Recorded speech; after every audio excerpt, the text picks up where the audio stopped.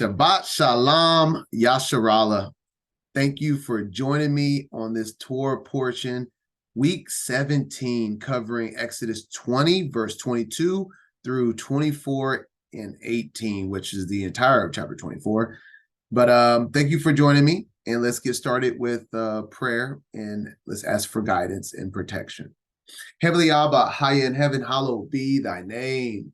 Thy kingdom come, thy will be done on earth as it is in heaven. We just ask that you give us the Ruach Kodesh to do your will as it is in heaven, Heavenly Abba, and that you protect this line of fellowship and embrace us all in this struggle in your name, that you deliver us in anything that you have put in front of us. We know that we can conquer and accomplish our mission that you have given us, Abba. We just ask that you keep giving us little tidbits of motivation and positive feedback, just like any Abba, any father would do, that let us know that you are present in our lives to give us strength in times of need. We ask that you protect this line of fellowship and you send the Ruach Kodesh to be the teacher of this lesson. In the name of Yasha HaMashiach, amen.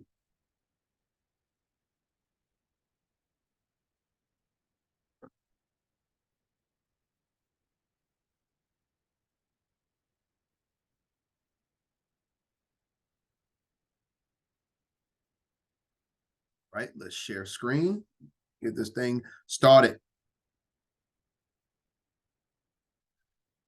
All right.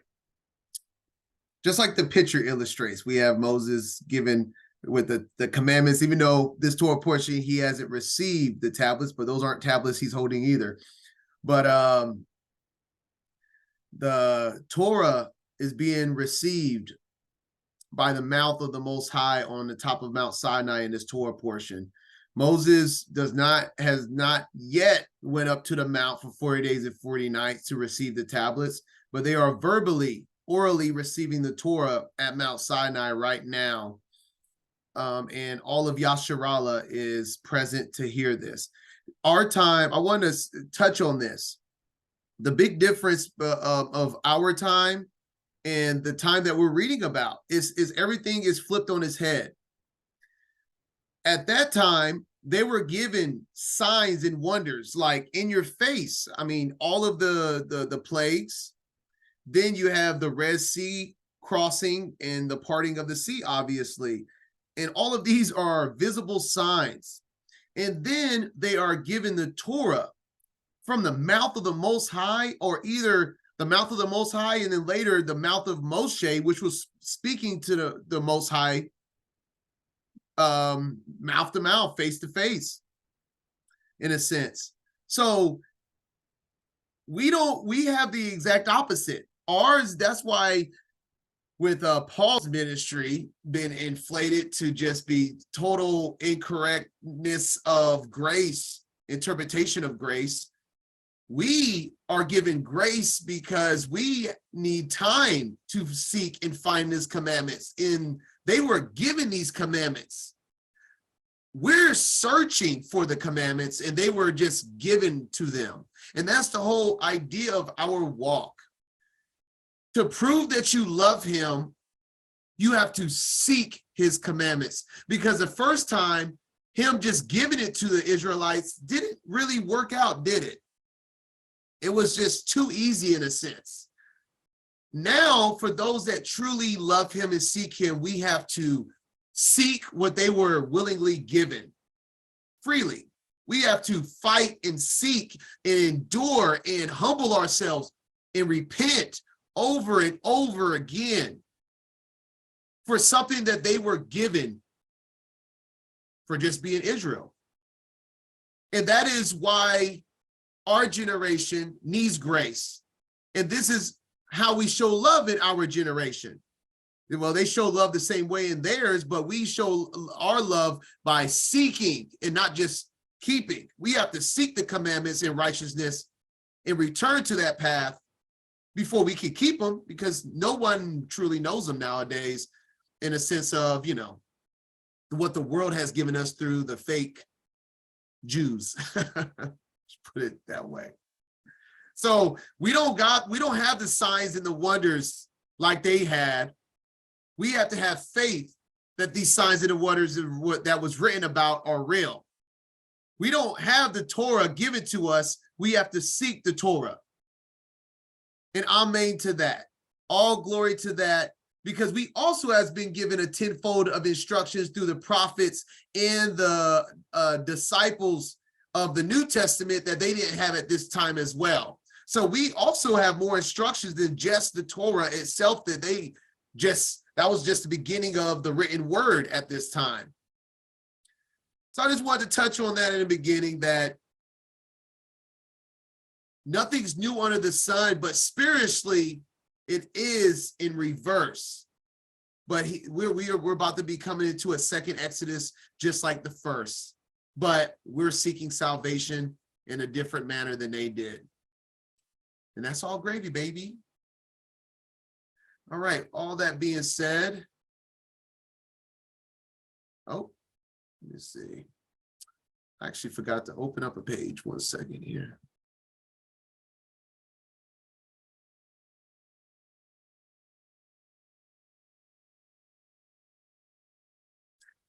We're going to be opening in Exodus 20, verse 22 through 26.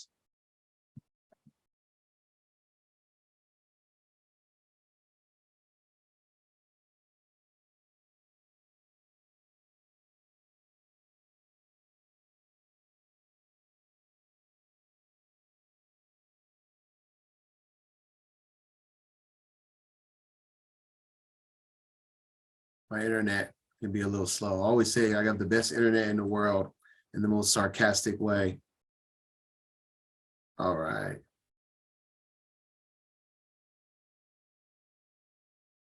Let's do this.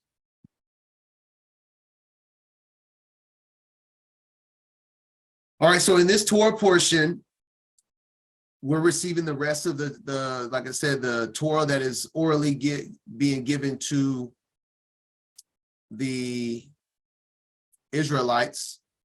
Moses have not received the tablets, so these are everything after the initial 10 commandments.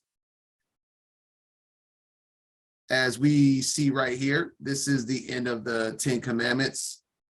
Thou shalt not covet thy neighbor's house.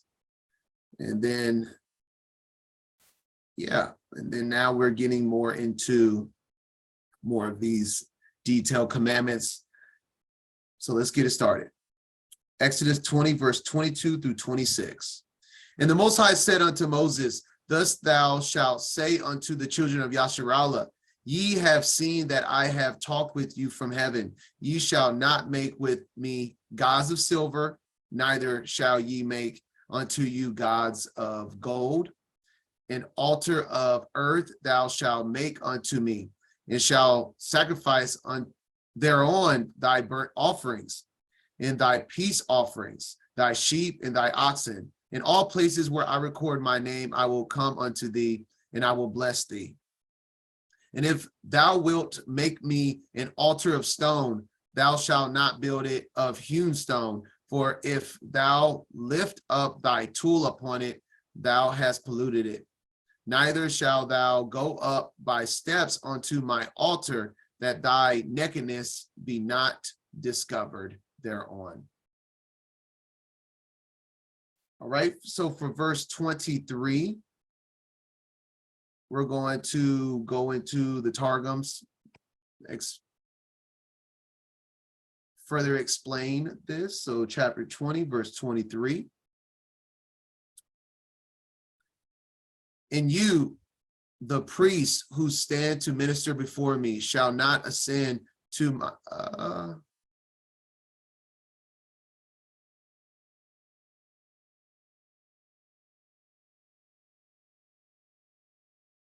1 second. I think the verse is actually off on this one. I think 20.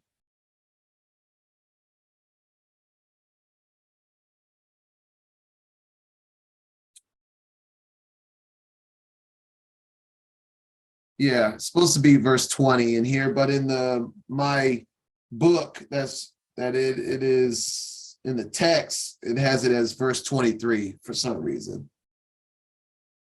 I knew something was off. Okay, so this is the verse. I apologize. So it depends on where you're reading from in the Aramaic Targum in Exodus 20. If you're reading from the book, it is verse 23. If you're reading online at Sepharia, it is 20. All right. All right. Sons of Israel, my people, you shall not make that you may worship the likeness of the sun or the moon or the stars or the wandering stars or the angels who minister before me, idols of silver nor idols of gold ye shall not make to you. I wanted to touch on this. Well, it gives a little bit more than just saying don't make idols of silver and gold.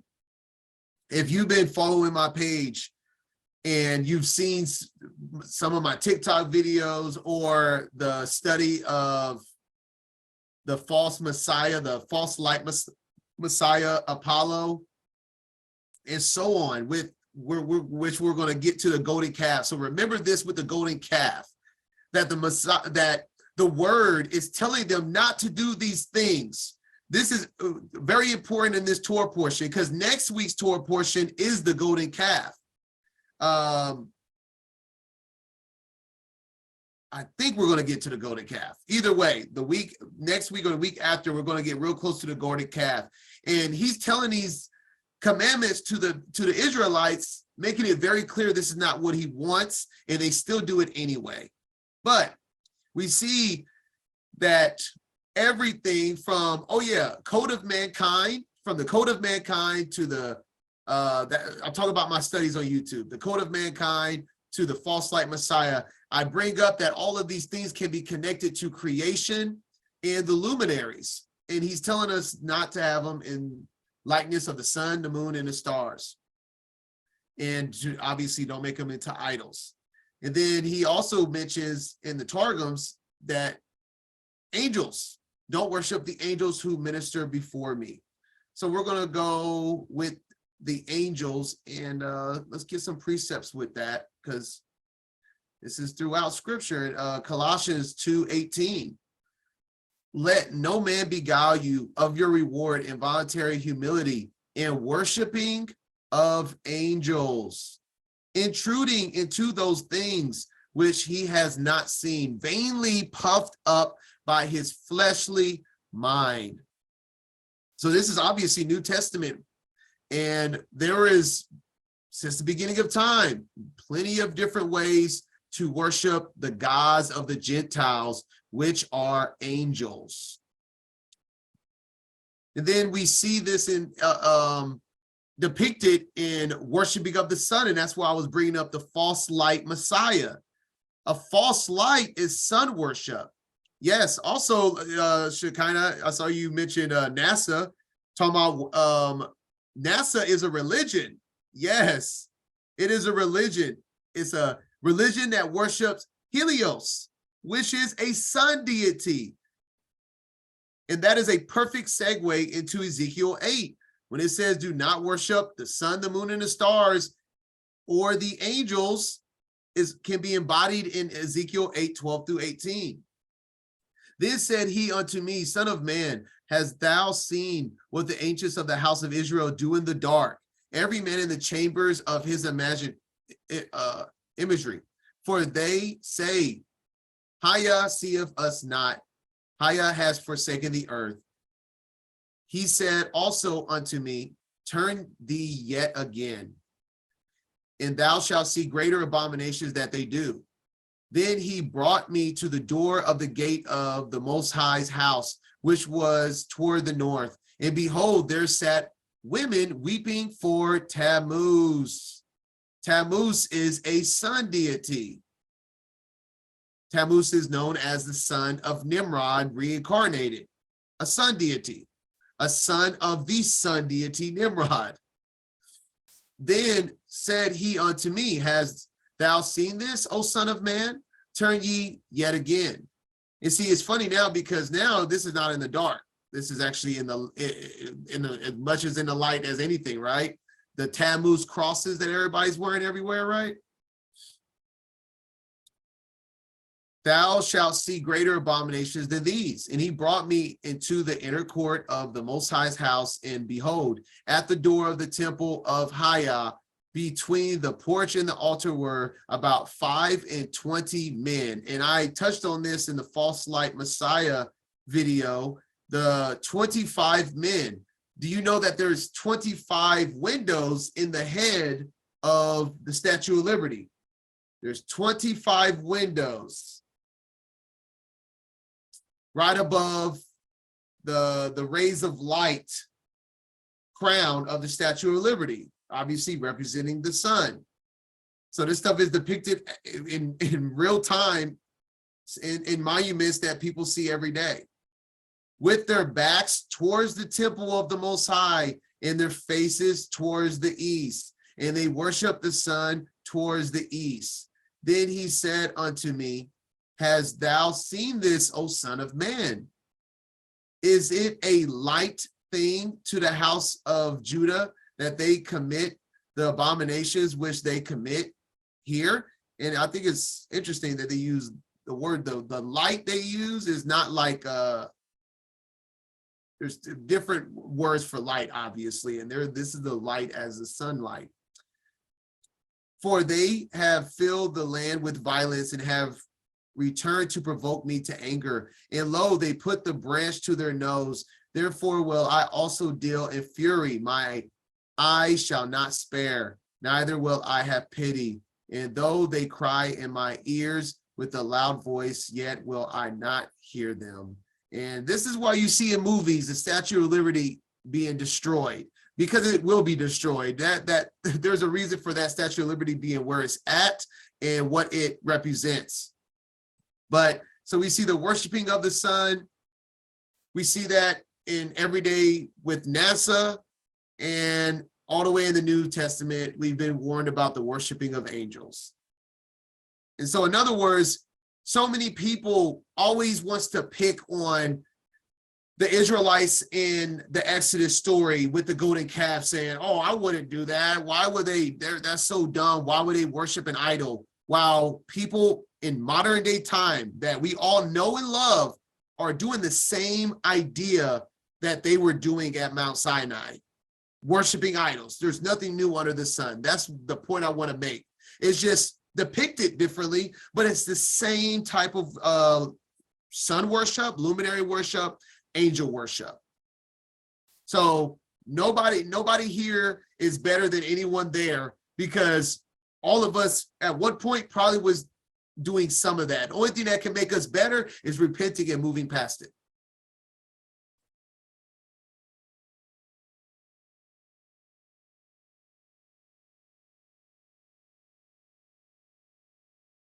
All right. And also verse 26. Verse 26 reads, the very last verse of 20, neither shall thou go up by the steps unto my altar, that thy nakedness be not discovered thereon. So we will see that after the Israelites sin against the Most High with the golden calf, that they are described as naked. Why is that? Why when someone sins, they're naked? Let's go into the beginning. Genesis 2, verse 25. And they were both naked, the man and his wife, and were not ashamed. So we see that the state of man at his creation was naked, and without sin, they didn't realize their nakedness, and they were not ashamed of it because they didn't realize they were naked. Then we go into chapter 3, verse 7 through 11. In the eyes, obviously this is after they ate of the fruit, and the eyes of them both were opened, and they knew that they were naked. So what's happening? When is the first time they knew that they were naked? After they have transgressed the law. And they sewed fig leaves together and made themselves aprons. And they heard the voice of the Most High Elohim walking in the garden in the cool of the day. And Adam and his wife hid themselves from the presence of the Most High amongst the trees of the garden. And the Most High called unto Adam and said unto him, where art thou? And he said, I heard thy voice in the garden. I was afraid because I was naked and I hid myself. And he said, who told thee that thou was naked? Hast thou eaten of the tree whereof I commanded thee that thou shouldest not eat? So the awareness of the transgression of the law revealed that they were naked. And this symbol goes throughout scripture, which is what we're reading right now in Exodus, that the acknowledgement of sin, when you are in sin, it goes all the way back to the origin story of the acknowledgement of sin with Adam and Eve. The very first thing they acknowledged when they ate of the apple and they sinned and broke the commandment was that they were naked. That's what this is pointing to. It is the acknowledgement that you are in sin and shame. That goes with it. Absolutely.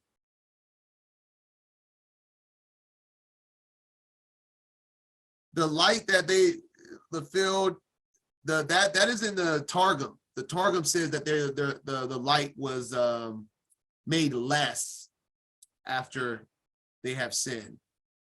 But that's chapter 1, and that's with parable of the moon. Doesn't outright say that about Adam and Eve in this passage. So yes. And so that's why it says in this, neither shalt thou go up by steps onto my altar, that thy nakedness be not discovered thereon. Because, in other words, don't go on a high place, because this is where your sin will be revealed, right? The altar is where you do what you need to do in the rituals that's given, which we'll read in the Torah, of what the priests had to do for their sin offerings and et cetera, et cetera. And he's like, this shouldn't be like up in a high place, because this is where your nakedness will be revealed, where you will come for your sin offerings and et cetera, et cetera. All right, and that's chapter 20 of Exodus. All right, we're going to read chapter 21, verse 1 through 11. Then we'll have a small stoppage. Exodus 21. Now these are the judgments which thou shalt set before them. If thou buy an Hebrew servant, 6 years he shall serve, and in the 7th he shall go out free for nothing. If he came in by himself, he shall go out by himself. If he were married, then his wife shall go out with him. If his master have given him a wife, and she have borne him sons or daughters, the wife and her children shall be her master's, then he shall go out by himself. And if the servant shall plainly say, I love my master, my wife, and my children, I will not go out free, then his master shall bring him unto the judges. He shall also bring him to the door, or unto the doorpost, and his master shall bore his ear through with an awl, and he shall serve him forever. And if a man sell his daughter to be a maidservant, she shall not go out as the men servants do. If she please not her master, who hath betrothed her to himself, then shall he let her be redeemed. To sell her unto a strange nation, he shall have no power, seeing he hath dealt deceitfully with her. And if he have betrothed her unto his son, he shall deal with her after the manner of daughters. If he take him another wife, her food, her raiment, and her duty of marriage, shall he not diminish? And if he do not these 3 unto her, then shall she go out free without money. All right. A lot of these stoppage is going to just making sure we're comprehending what we're reading. All right. not really much to go precept upon precept on a lot of these, but we'll do the best we can. And we want to make sure that we're understanding. That's the whole point of these line by line Torah portions, is that we're just not reading, we're comprehending and studying. But the first stoppage, we're going to go to verse 3.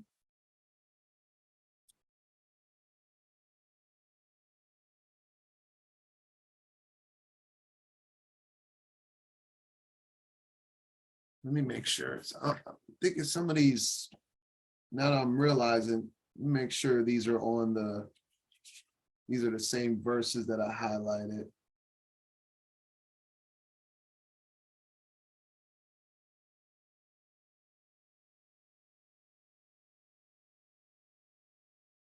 Okay, I actually wrote down the wrong one. Excuse me, verse 2.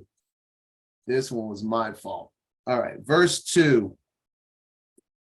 Yeah. Verse 2, we have just a little extra context. It says, if thou shalt have bought a son, if thou shalt have bought a son of Israel on account of his theft, 6 years he shall serve. And at the incoming of the 7th, he shall go out free without price. So we go back here. It says, it doesn't give a reason. That's the point I'm showing here. On account of his theft.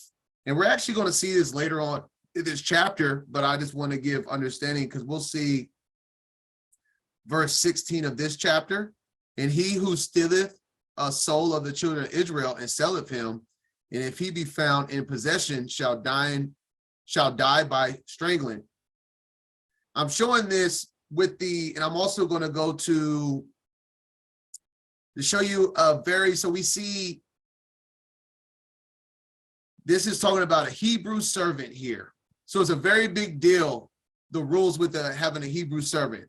If you steal a Hebrew servant, if you steal an Israelite and make him your slave and you try to sell him or keep him as a slave, is very strict.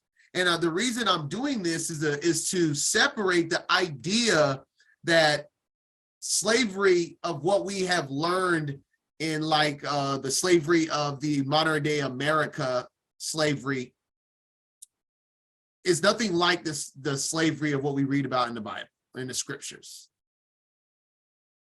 It's not the same at all. And that's why I want to start touching on, because I see so many people try to bash the Bible because they want to take the idea of modern American slavery and attach it and make it seem like that slavery is everyone's slavery, which most nations didn't have slavery as brutal as the modern day slaveries of Black folks and indigenous people.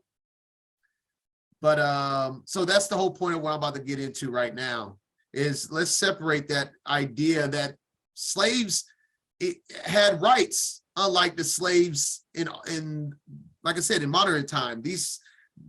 We're going to read more and more into it. So let's get it. Let's go to,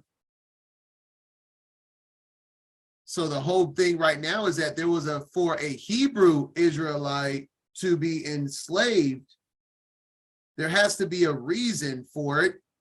If they're not straight up given by whatever reason, it was on the account of theft. And we're going to read later that if they had the money to pay it back, they wouldn't have to go into slavery. They're going into slavery to pay a debt.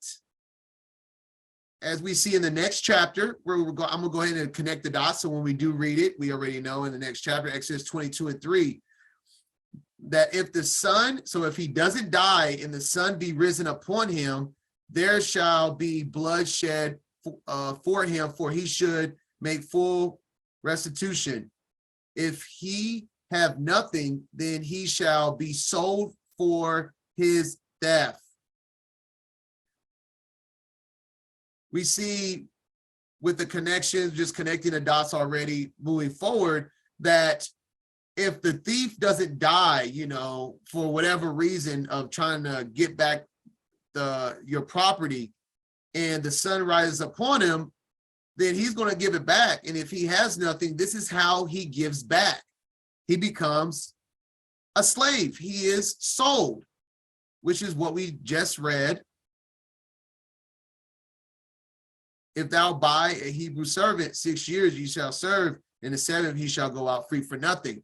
It's because he's paid his debt for the whole reason why he became a slave. And then in the seriousness, in Deuteronomy 24:7, like I said, in American slavery, modern American slavery, you catch a slave, you just catch them, and there is no questions asked. They could even take some slaves from that's a free person in the north and make them a slave. And that's just not how things work. You just don't make a slave that you think is a slave just because of who they are, or where they're from, or what they look like. And Deuteronomy 24:7 pretty much gives understanding of a part of this. If a man be found stealing any of his brethren of the children of Israel, and maketh merchandise of him, or selleth him. This is actually what obviously the sons of Yaakov did to Joseph, right? Then that thief shall die, and thou shalt put evil away from among you. So what the sons of Yaakov did to Joseph was a big no-no, and that's probably why the Most High made it a commandment that you just can't go around if you're upset or for whatever reason stealing one of your brothers and then making him a slave for merchandise. There is laws and commandments built to protect slaves in a lot of ways. And then, like I said, we see it, we're going to see it later in this chapter, the same idea. He that stealeth a man and selleth him, for he be found in his hand, he shall surely be put to death. So it wasn't just the wild, wild west. There was order for all of these commandments and how to perceive these, and to making them into a actual community-based understanding. All right. In verses 7 through 11, let's go back and look at 7 through 11. Okay, so 7 and 11 is talking about a daughter of Yasharallah being sold as a maidservant. She shall not go out as the men servants do, if she please not her master, who has betrothed her to himself. Then shall he let her be redeemed to sell her unto a strange. We're going to read this. Let me see. Let me read this in the Targum real quick.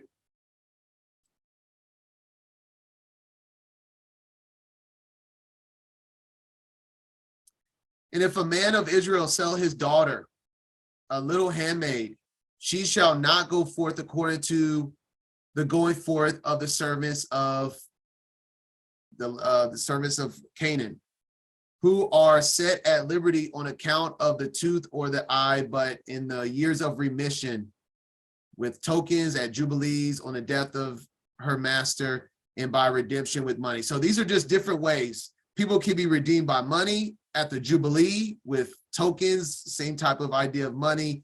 Years of remissions, the same idea of the jubilee, or the death of his master. A daughter can't go out. Why? We're going to get to the why, but he's saying a daughter can't go out the same way as a manservant does. And if then it goes on to say, if she has found no favor, then she could be redeemed, but not to a foreigner, but back to her father.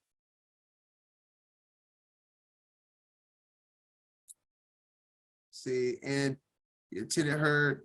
Oh, and then it's talking about with the same thing with if it was tended for a son, if he gets another wife, if he take another daughter of Israel, he still needs to take care of her. He can't dismiss someone that you have betrothed and made your wife. He's protecting the woman and the maidservant. that you still have to provide food, covering, and so on.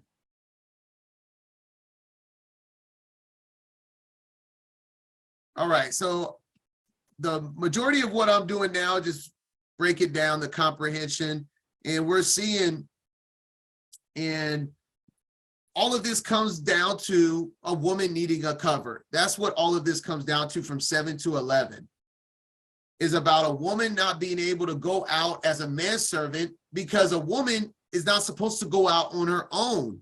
A woman of Israel is not supposed to go out on her own, ever. This is why in Genesis 3 or 2, it says a man will leave his father and mother and go get a wife, because a wife isn't supposed to leave. A man is supposed to leave the house, not the wife.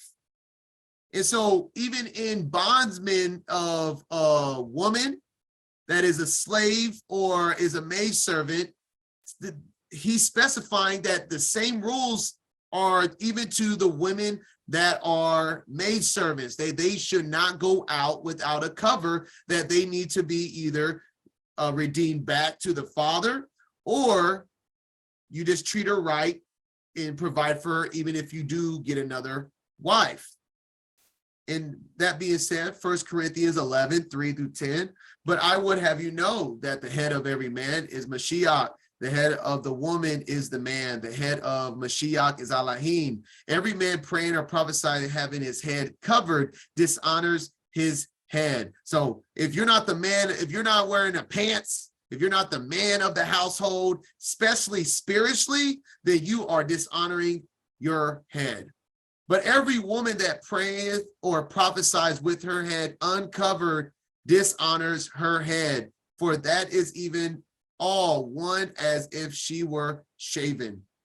So a woman without a cover, even the Most High is even specifying a maidservant shouldn't even be without a cover. That's how big of a deal it is.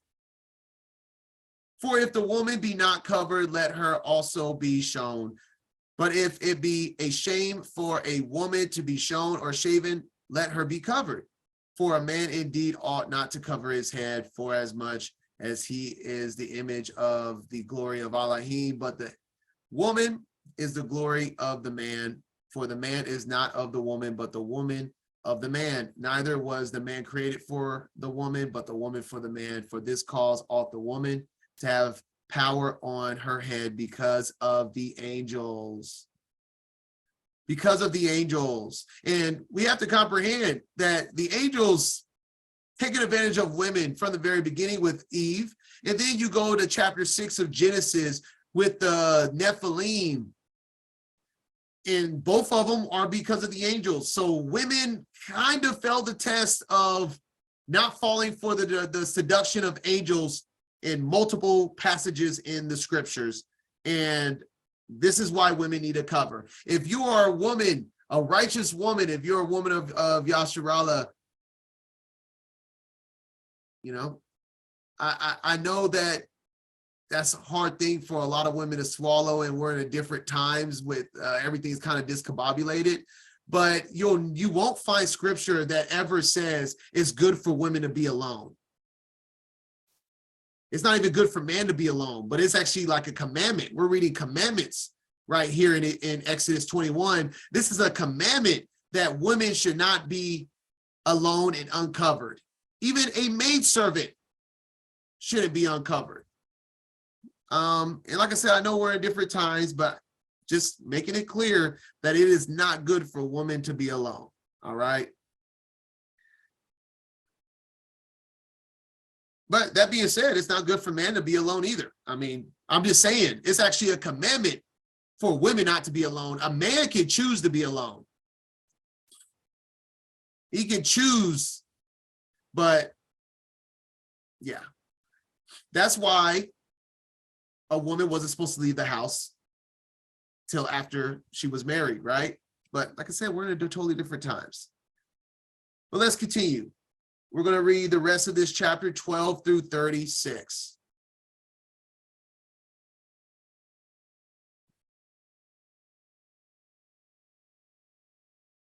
He that smiteth a man so that he die shall be surely put to death. And if a man lie not in wait, but God deliver him into his hand, then I will appoint thee a place whither he shall flee. But if a man come presumptuously upon his neighbor, to slay him with guile, thou shalt take him from mine altar, that he may die. And he that smiteth his father or his mother shall be surely put to death. And he that stealeth a man and selleth him, or if he be found in his hand, he shall surely be put to death. And he that curseth his father or his mother shall surely be put to death. And if men strive together, and one smite another with a stone, or with his fist, and he die not, but keepeth his bed, if he rise again and walk abroad upon his staff, then shall he that smote him be quit, only he shall pay for the loss of his time, and shall cause him to be thoroughly healed. And if a man smite his servant or his maid with a rod, and he die under his hand, he shall be surely punished. Notwithstanding, if he continue a day or two, he shall not be punished, for he is his money. If men strive and hurt a woman with child, so that her fruit depart from her, and yet no mischief follow, he shall be surely punished, according as the woman's husband will lay upon him, and he shall pay as the judges determine. And if any mischief follow, then thou shalt give life for life, eye for eye, tooth for tooth, hand for hand, foot for foot, burning for burning, wound for wound, stripe for stripe. And if a man smite the eye of his servant, or the eye of his maid, that it perish, he shall let him go free for his eye's sake. And if he smite out his manservant's tooth, or his maidservant's tooth, he shall let him go free for his tooth's sake. If an ox gore a man or a woman, that they die, then the ox shall be surely stoned, and his flesh shall not be eaten, but the owner of the ox shall be quit. But if the ox were wont to push with his horn in time past, and hath been testified to his owner, and he hath not kept him in, but that he hath killed a man or a woman, the ox shall be stoned, and his owner also shall be put to death. If there be laid on him a sum of money, then he shall give for the ransom of his life whatsoever is laid upon him. Whether he have gored a son, or have gored a daughter, according to this judgment shall it be done unto him. If the ox shall push a manservant or a maidservant, he shall give unto their master 30 shekels of silver, and the ox shall be stoned. And if a man shall open a pit, if a man shall dig a pit, and not cover it, and an ox or an ass fall therein, the owner of the pit shall make it good, and give money unto the owner of them, and the dead beast shall be his. And if one man's ox hurt another's, that he die, then they shall sell the live ox, and divide the money of it, and the dead ox also they shall divide. For if it be known that the ox hath used to push in time past, and his owner hath not kept him in, he shall surely pay ox for ox, and the dead shall be his own. All right. It's going to go down, and I'm going to just go over review and kind of just speak in layman's terms of the way I would interpret it to just make it make sense. I just want to make sure we're on the same page so we can comprehend what we're reading, right? He that smiteth a man so that he die shall be surely be put to death. So, I mean, exactly what it sounds. If you are a murderer, then you get the death penalty. If a man lie not in wait, but Elohim delivered him into his hands, then I will appoint thee a place whither he shall flee.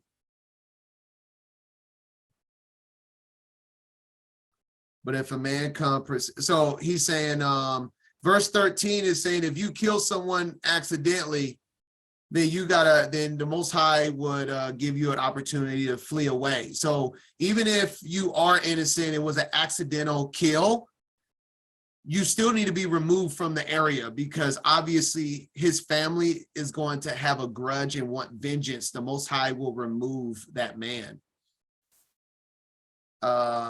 But if you do it maliciously, then you shall die. Very straightforward. And then obviously, if you smite your father and mother, you shall be put to death. He that stealeth a man is, we just went over that.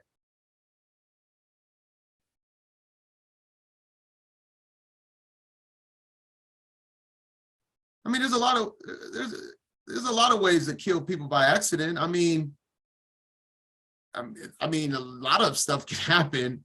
A lot of things can happen. And they even go over some accidental death, like with your animal.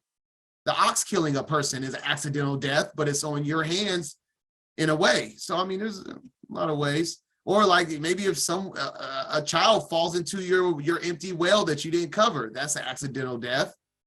I think there's a lot of different ways. He that curseth, that's pretty straightforward. One smite another with a stone or with his fist, and he die not, but keepeth his bed. If he rise again and walketh. So in other words, he recovers. This is what we actually do nowadays with the suing folks for time that you are off from work and your medical bills. So if you hit a man and you cause him to go into the bed, but he rises, you won't be charged for murder. But what would you have to, you will be acquitted. And that's what it says. Then shall he that smote him be acquitted of murder. Ooh, oh, whoa, whoa, whoa. Where am I at? It jumped up on me.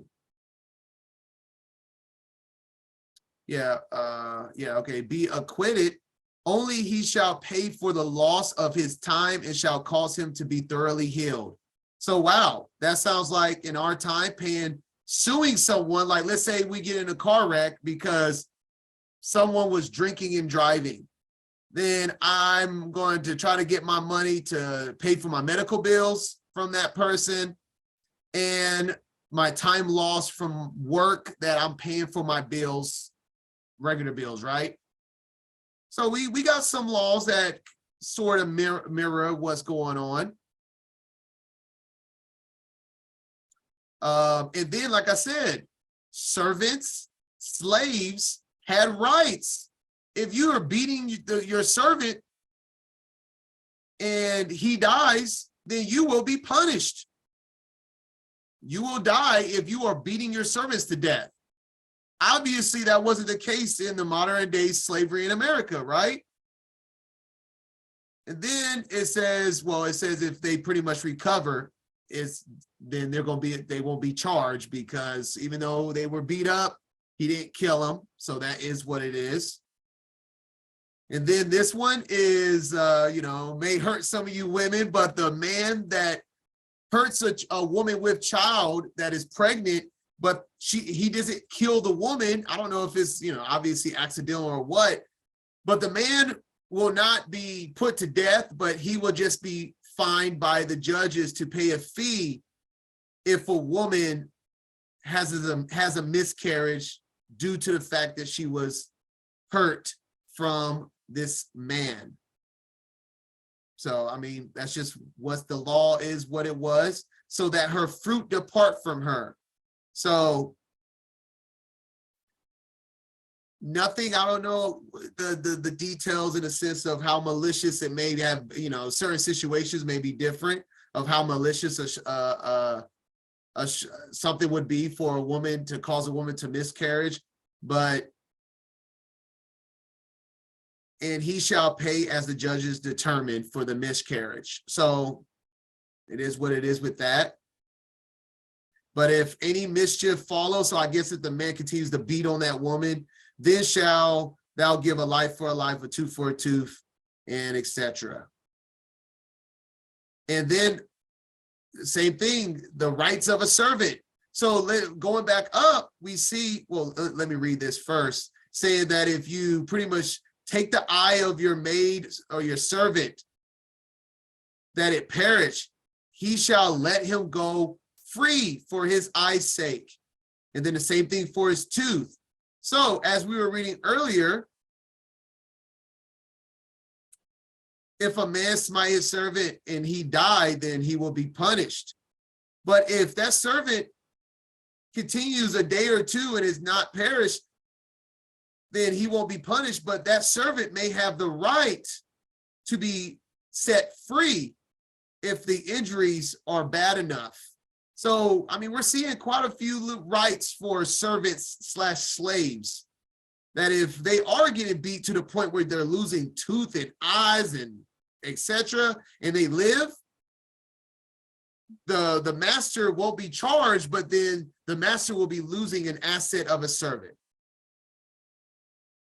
Continuing, and then now we're talking about accidental deaths, which are ox, and saying if obviously if the ox kills someone, the ox should be stoned, and the owner won't be punished because he didn't know. But if the owner did know that in times past the ox have done these things, then it would be testified on the owner that has not kept him in, that he has killed a man. So then it would be on the owner. And then the ox shall be stoned, and his owner also shall be put to death.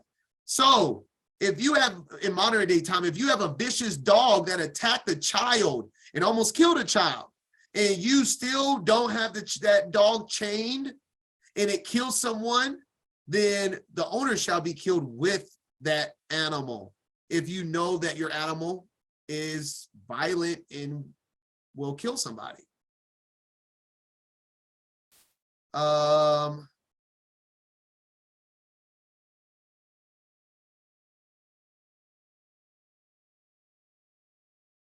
Just more about the ox. Obviously, just take care of your animals if you know that they're vicious. And then the pits, same, I mean, pretty straightforward. If you mess up and you somebody's animals thrown in a pit, saying resolve it in different manners. Not really that, I don't know who amongst us are digging wells, but I guess there's some scripture for us. All right, and then just one thing I want to add before we go to chapter 22, go into the Targum. I want to show in verses 20, says, when a man has smitten his Canaanite manservant, then verses 26 and 27, Canaanite servant or handmaid, Canaanite man or maidservant. And then also 32, if ox goreth a Canaanite manservant or handmaid. What I'm pointing out is that the Targum is specifying that majority of the servants, at least, are not actually Hebrews. This is these commandments for servants and handmaids are not majorly Hebrews. We see that a Hebrew can become a slave for theft is one of the examples, but it seems like, at least that's depicted in the Aramaic Targum, that the average slave, maybe I guess let's say 9 out of 10, are Canaanite slaves. So just specifying that it wasn't, in other words, it wasn't normal for Hebrews to enslave Hebrews unless there was a purpose of payment to be received back that the person couldn't pay in his debts. Hebrews didn't enslave Hebrews for no reason, is my point I'm making. And that the Aramaic Targum seems like it's making as well.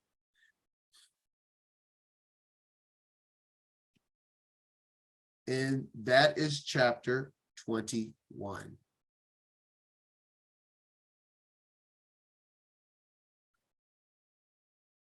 Chapter 22. So yeah, we're full blown into the commandments right now. We're in the commandments. We're taking a step out of the story.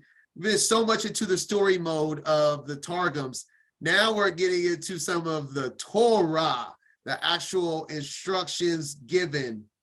So let's continue with that. We're going to read verses 1 through 15 now. Chapter 22. Exodus 22. If a man shall steal an ox or a sheep and kill it or sell it, he shall restore 5 oxen for an ox and 4 sheep for a sheep. If a thief be found breaking up and be smitten that he die, there shall no blood be shed for him.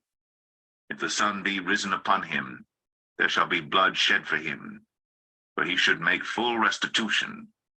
If he have nothing, then he shall be sold for his theft. If the theft be certainly found in his hand alive, whether it be ox or ass or sheep, he shall restore double. All right, just going to stop right there because that was the full capacity of what we were talking about in the beginning of chapter 21.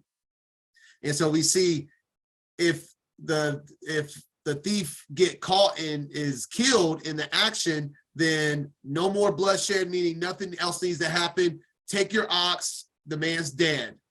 No harm done in a sense. But if that man is alive, then when it says the bloodshed for him means he needs to give back fully and obviously more than what he stole.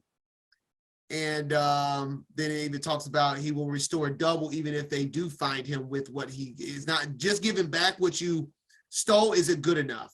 And that's where Exodus 21 says, and if he doesn't have the money to give back double, or if he doesn't have it at all, it'll be 5 times, then that's when he can be sold as a slave. All right, let's continue. If a man shall cause a field or vineyard to be eaten, and shall put in his beast, and shall feed in another man's field, of the best of his own field and of the best of his own vineyard, shall he make restitution.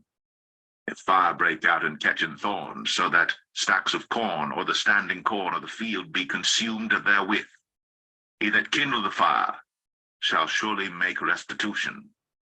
If a man shall deliver unto his neighbor money or stuff to keep, and it be stolen out of the man's house, if the thief be found, let him pay double. If the thief be not found, then the master of the house shall be brought unto the judges to see whether he have put his hand unto his neighbor's goods. For all manner of trespass, whether it be for ox, for ass, for sheep, for raiment, or for any manner of lost thing, which another challengeth to be his, the cause of both parties shall come before the judges, and whom the judges shall condemn, he shall pay double unto his neighbor.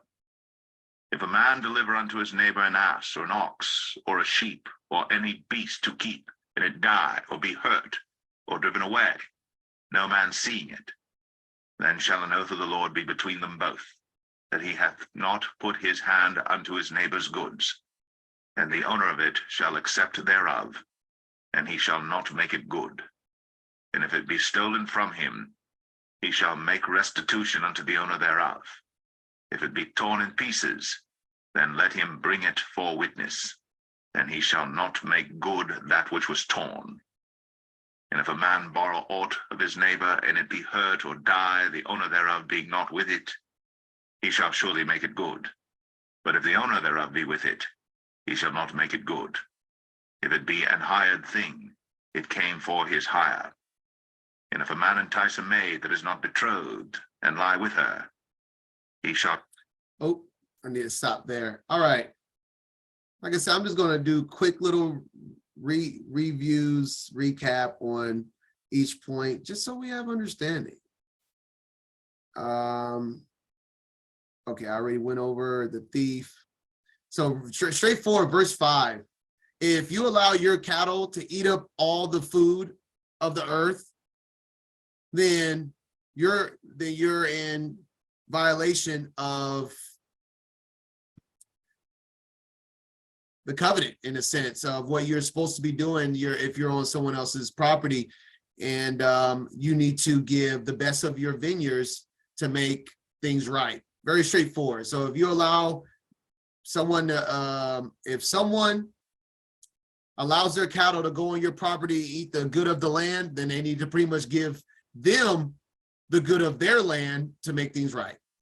Verse 6, if your fire burns up someone's property, then you need to make it right. And give something equal, because it doesn't actually say what the restitution would be, but equal value, most likely of whatever you burnt up, right?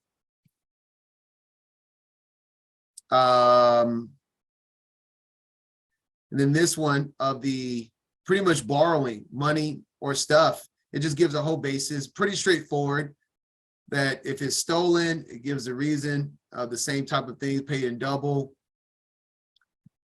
If the thief is not found, then the master of the house will be brought to the judges, and then they will be tested in the court of law, just like we are now. If there is, and I guess the judges at that time will probably give much more righteous judgment than our time, and then they will come to whoever needs to pay.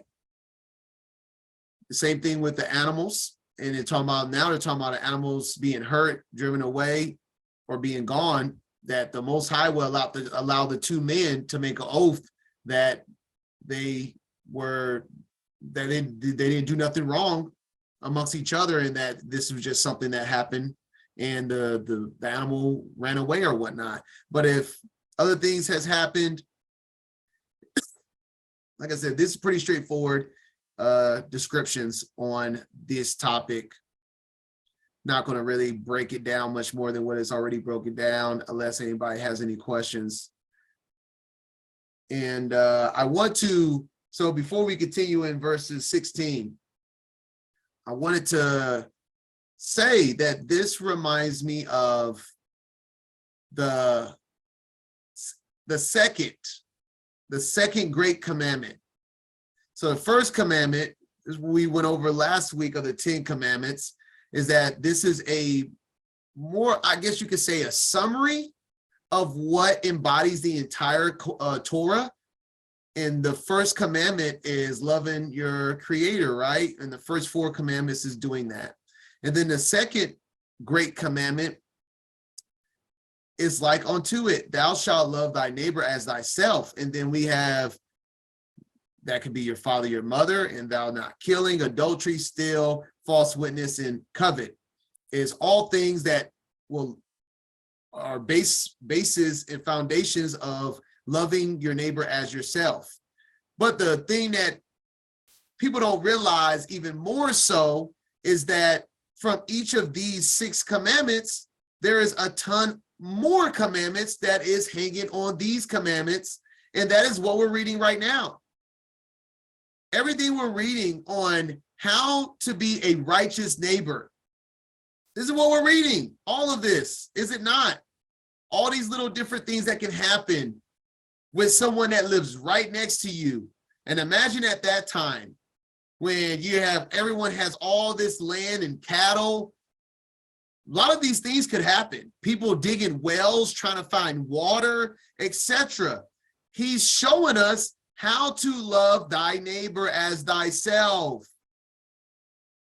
This is what we got to comprehend here.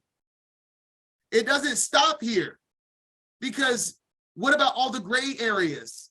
Even though this is written for the ancient times, because like I said, a lot of us don't have we're reading on. But the point of the Torah is that even in small little parts, we can relate it to our lives. Like we were saying, like a vicious dog, or if someone falls in a pool, accidental death. There are certain things that we can relate in the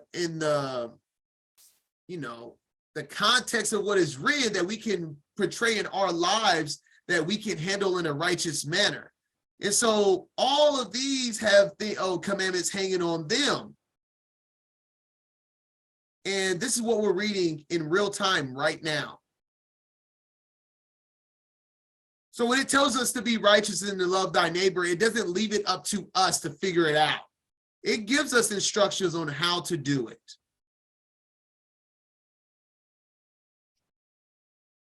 All right, let's continue now. We're going to read the rest of 22:16 through 21.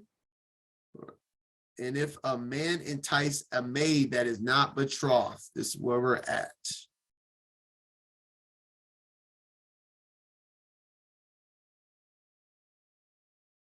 Surely endow her to be his wife. If her father utterly refuse to give her unto him, he shall pay money according to the dowry of virgins. So I'm deciding I'm just going to pause right after every single one, talk about it real quick.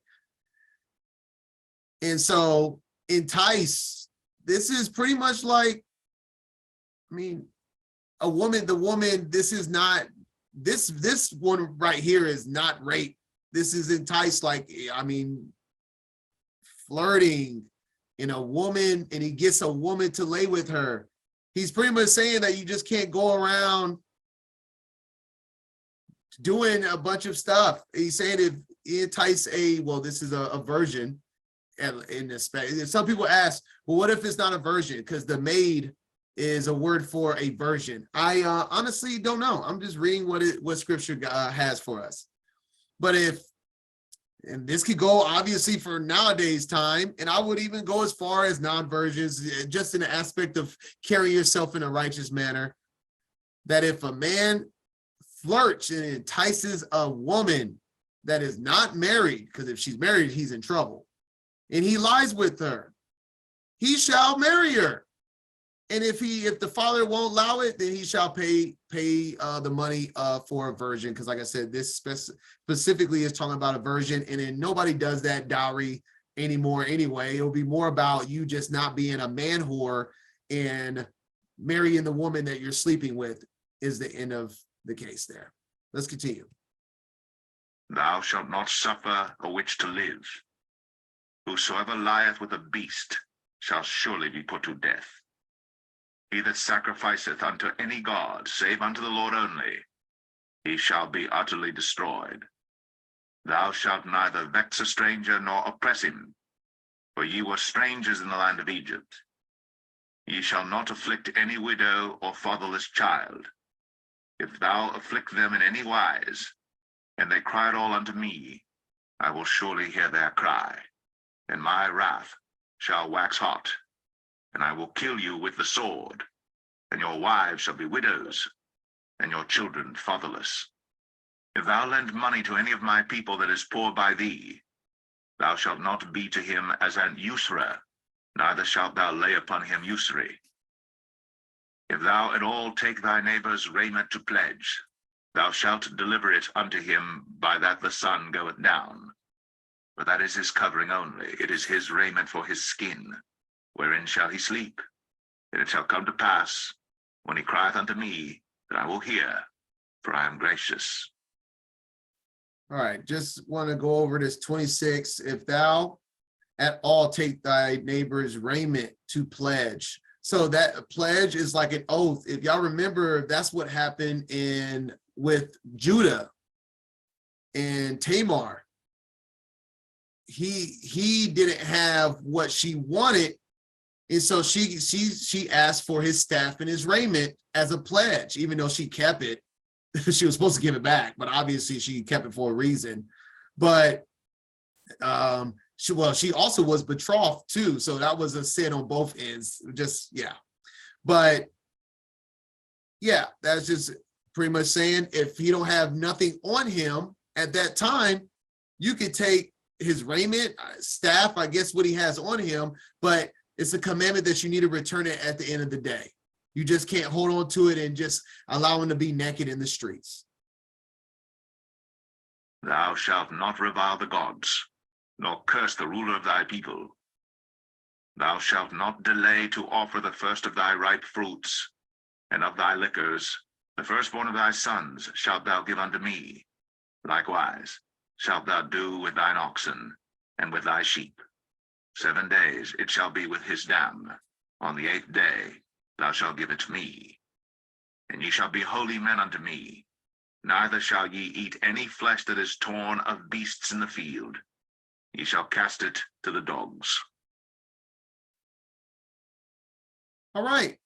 Like I said, I was going over some of the things I feel like I needed to go over just to make sure everyone's understanding what we're reading. And unless there's any questions, like I said, these are just straight commandments. Commandments given to them in an ancient time that can be hard to understand for us because we don't have a lot of these circumstances, but we try the best as we do to make it correlate with what we're living in nowadays. But that is chapter 22. Moving on to 23.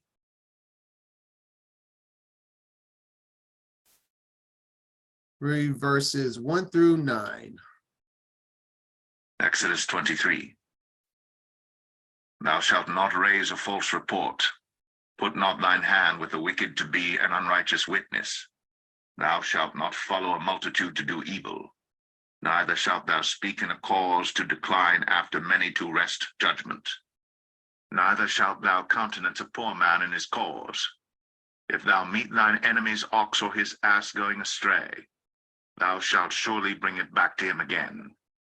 If thou see the ass of him that hateth thee lying under his burden, and wouldest forbear to help him, thou shalt surely help with him. Woo! Love your neighbor as thyself. If thou meet thy enemy's ox, so this is someone you don't like. It's an enemy. Or his ass going astray, and thou surely bring it back to him. This is what it means to love thy neighbor. He made sure to even say enemies, not someone you get along with. The great second commandment, this falls under that umbrella. Modern day time. You have a neighbor you don't like. She gets on your nerve or he gets on your nerves. And you see his dog running astray. And he's right in front of your house, and you can help get the dog and bring it back. And you don't. You think that was a righteous act? Sounds like it wouldn't be. And this in verse 5 even says, if his burden, pretty much if he is struggling and his burden is upon him and you can help him and you don't, are you being righteous? Thou shalt surely help with him. And this is an enemy. Okay. Just want to pause. And I think all of us can really think on that.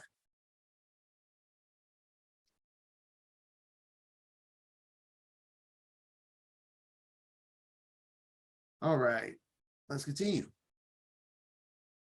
Thou shalt not wrest the judgment of thy poor in his cause.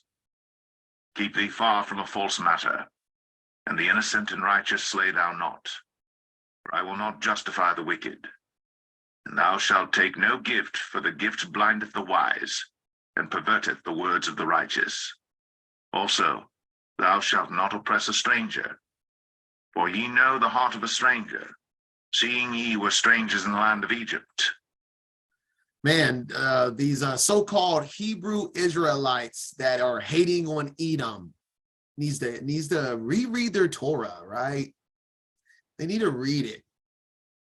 Do not oppress a stranger. They're over here oppressing the hell out of strangers, making them kiss their boots. I'm talking about the religious people out here. It's just like, do y'all even read the scriptures that y'all claim that y'all hold on to? But let's go into the Targum for 23 verse 7. And hopefully I got the verse right this time.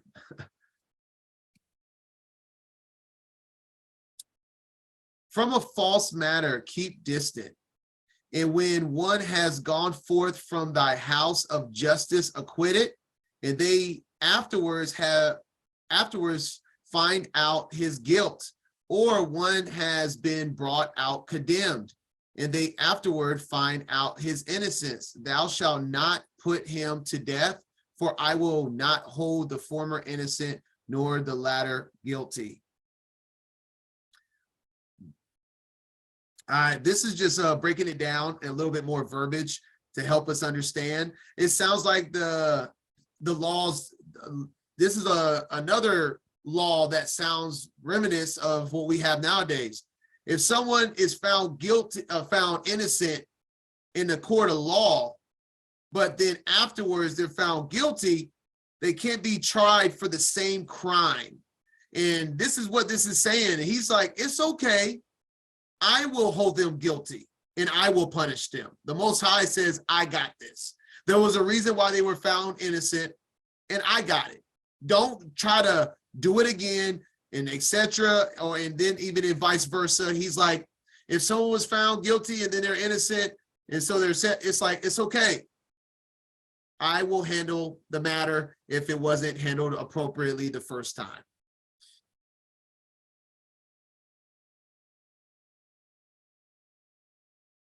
All right.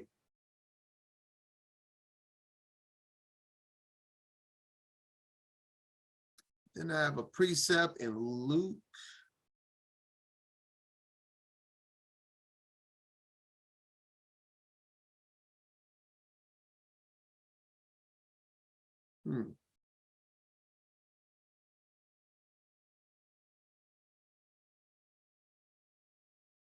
Oh, that is on a picture, that's why. And then I think it would be a good time, because we're reading about loving thy neighbor as thyself.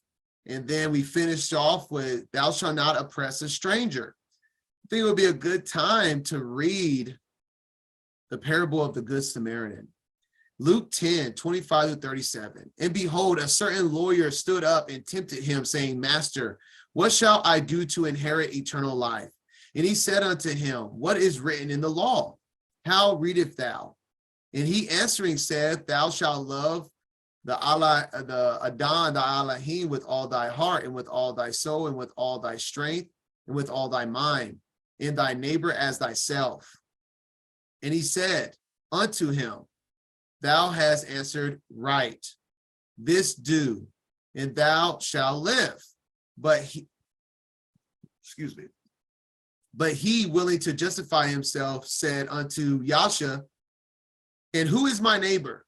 And Yasha answering said, a certain man went down from Jerusalem to Jericho and fell among thieves, which stripped him of his raiment and wounded him and departed, leaving him half dead. And by chance there came down a certain priest that way, and when he saw him, he passed by on the other side. And likewise a Levite, when he was at the place, came and looked on him and passed by on the other side. But a certain Samaritan, as he journeyed, came where he was. And when he saw him, he had compassion on him and went to him and bound up his wounds, pouring in oil and wine, and set him on his own beast, and brought him to an inn, and took care of him. And on the morrow, when he departed, he took out 2 pence and gave them to the host, and said unto him, take care of him, and whatsoever thou spendest more, when I come again, I will repay thee. Which now of these 3 thinketh thou was neighbor unto him that fell among the thieves? And he said, he that showed mercy on him. Then Yasha said unto him, go and do likewise. The great teacher Mashiach, all that has ears, let them hear.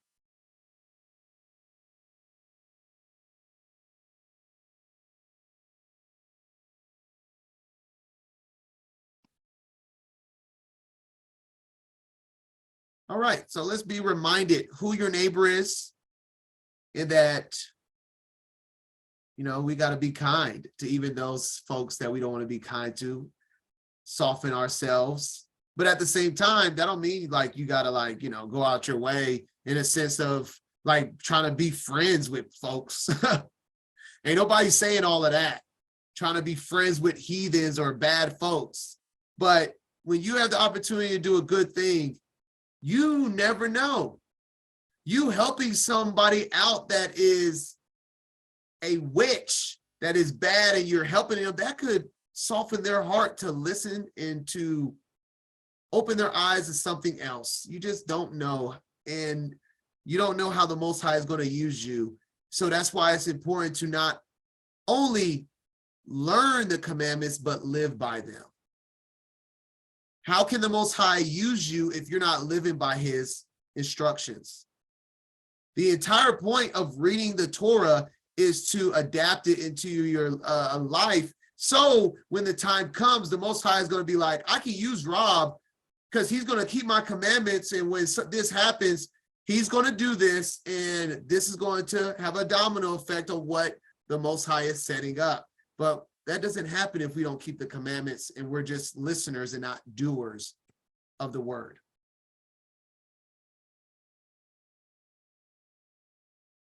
All righty.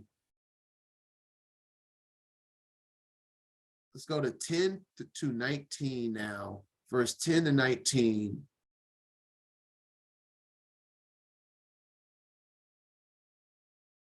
And 6 years thou shalt sow thy land, and shalt gather in the fruits thereof.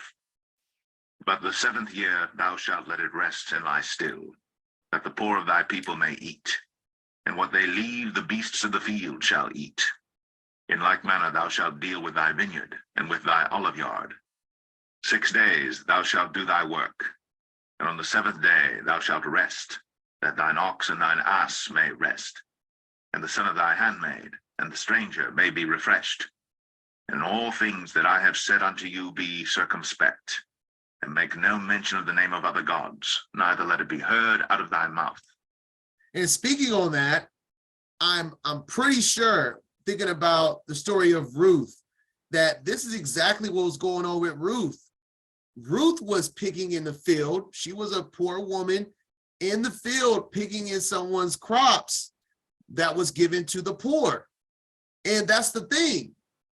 The Most High was making a way for Ruth to be married to the Israelite man that owned the field.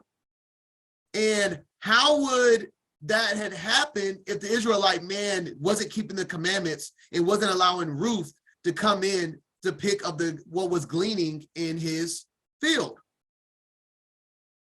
Just throwing it out there. This what I'm saying. Like one thing happens, the next thing happens, and it all has to start with, if you want to be used and blessed, it starts with you doing what you're supposed to be doing. Let's continue verse 14. 3 times thou shalt keep a feast unto me in the year. Thou shalt keep the feast of unleavened bread. Thou shalt eat unleavened bread 7 days, as I commanded thee, in the time appointed of the month Abib. For in it thou camest out from Egypt, and none shall appear before me empty. And the feast of harvest, the first fruits of thy labors, which thou hast sown in the field, and the feast of ingathering, which is in the end of the year, when thou hast gathered in thy labors out of the field. 3 times in the year all thy males shall appear before the Lord God. And when we say the end of the year, this is talking about the end of the year of the harvest. Everything is built on harvest. We have obviously the spring harvest, the summer harvest, and then we have the fall harvest. This is obviously talking about Feast of Unleavened Bread, Shavuot, and Tabernacles. So when it says the end of the year, this is the end of the year of the harvest. Obviously, the year doesn't end until next spring, but is there a harvest in winter? No. Is there a feast day in winter? Moedim? No. Let's continue. Wait a minute, where am I stopping? I'm stopping. Thou shalt not offer the blood of my sacrifice with leavened bread, neither shall the fat of my sacrifice remain until the morning. The first of the first fruits of thy land thou shalt bring into the house of the Lord thy God. Thou shalt not see the kid in his mother's milk. All right, we're going to stop right there. And I know I did a full live study. Well, that study is actually on my Instagram, and that's why I'm going to touch on it now, since it's not on YouTube where this is going to be located. So we have going to touch on what I was just talking about was the thou shalt not see the kid in his mother's milk. We're going to touch on that in a second, but first, let's see, verse 13.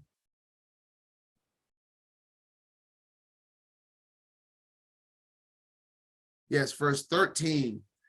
And in all things, right here, and make no mention of the name of other gods, neither let it be heard out of thy mouth. Well, we know in our time, in the time throughout history, that just didn't work for the majority of people. Even the bride, the elect, his saints.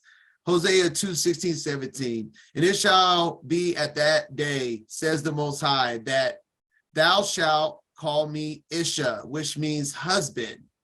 So this is, when should we call him husband? Obviously at the wedding feast, right? So that means we're not on this earth, this old earth anymore. We're at a new earth and a new heaven, and everything's changing. Messiah, we're in the presence of Messiah is when this is happening. And this is talking to his bride, his elect. They shall call me husband, and shall call me no more Baal. This is the name of another god. For I will take away the names of Balaam out of her mouth, and they shall no more be remembered by their name. So we should do our best to not have other gods in our mouth.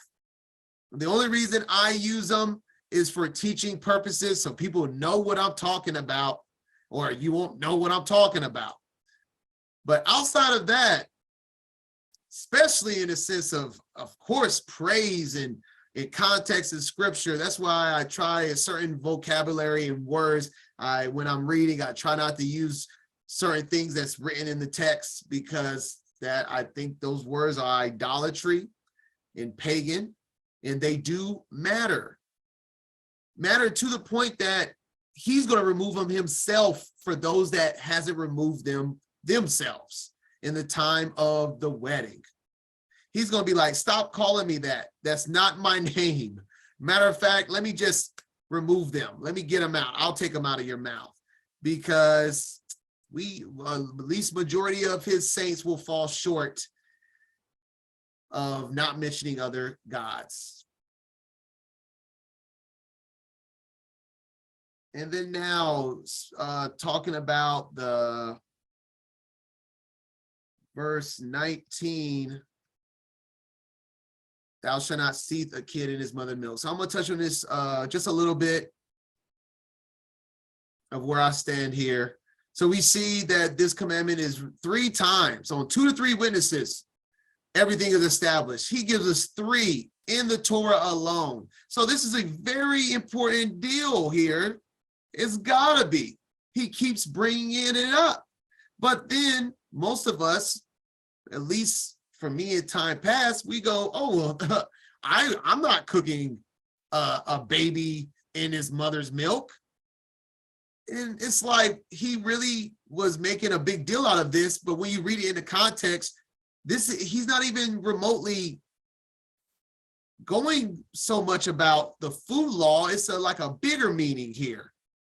Why else would he be mentioning it right now? Is he talking about the food law right now?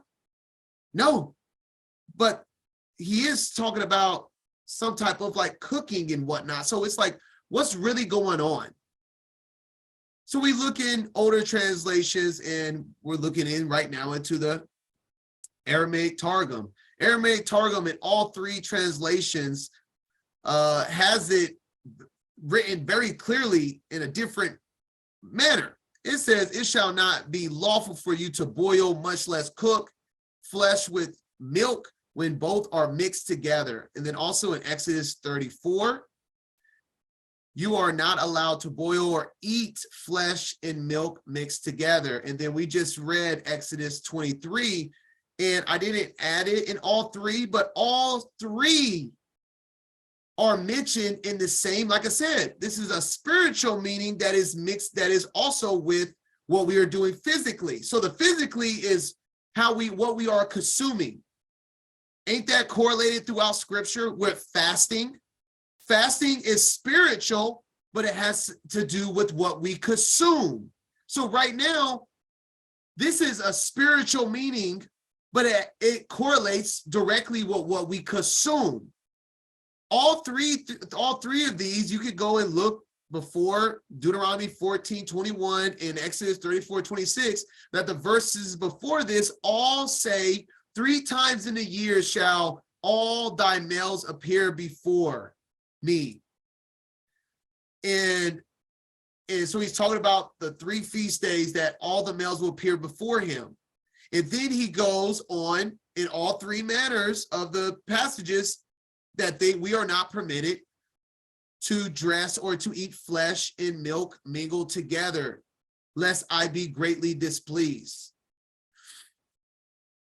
And then just giving another witness, this is a totally different manuscript. And when you look at the Onkelos with the Jonathan, these are not the same manuscripts. They give different interpretations throughout these books. But with this interpretation of milk and meat, they agree. So 2 older manuscripts agree that we should not have flesh and milk. Even right here, it's written different. It's totally written different, but they're still given the same commandment. So where I'm at and what me and my household has settled on is that we are not worthy of eating meat and milk together. And some people will go to, I didn't put it. Oh, it's the whole chapter. Genesis 18. I'll just throw this in here. Just go to 18. People will point to Genesis 18 where milk and meat is served, and that's the point of us not being worthy. It testifies to this because Abraham, the 3 men, when we look into the context of the 3 men, there are 3 angels. They are not men. They are angels depicted as men, which is all throughout Scripture. And only these 3 angels are given milk and meat together, as in verse 8. And he took the butter and milk and the calf, which he had dressed, and set it before them. And look at what Abraham did. And he stood by them under the tree, and they did eat. Abraham didn't even sit and eat this meal. He didn't even sit down. He served it to the angels, and Abraham stood up and let them eat. So, in summary, it shows that only angels has been given this food of milk and meat together. And ironically, we actually have a commandment that says not to eat milk and meat together. And the only passage of milk and meat is together is when it's 2 angels that aren't man. So my conclusion on it is exactly what is written. I don't see it as being righteous for man to eat what angels have been given when we have commanded to not cook milk and meat or to eat it with any type of dairy. So that's my interpretation. Well, not really my interpretation. I mean, it's also clearly written in 2 different manuscripts in the Targums. So you can do what you want with that.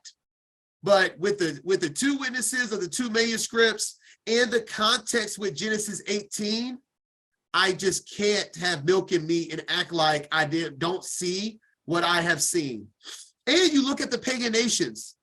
Everybody has just meat covered with cheese, and everyone's fat and full of glutton. It sounds like we should be doing the opposite. Even in the world that we live in today is kind of pointing the opposite. And most of the people that are suffering from diseases and obesity eats a bunch of meat and cheese.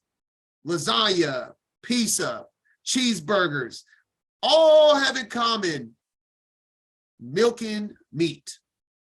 So do what you want with that, but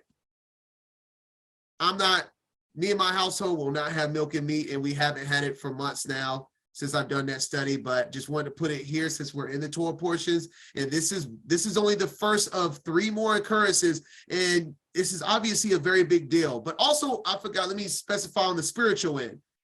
And we're looking at the spiritual end when it talks about the 3 times that all your males, because the males, the timing of the males is representing the men of Israel coming off of milk, stepping into the righteous path of being leaders in the land of Israel, the Israelites becoming leaders, getting off of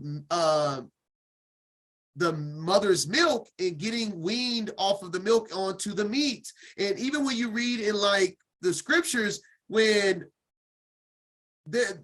Abraham had a feast when the baby was weaned off of his mother's milk, he had a feast with meat.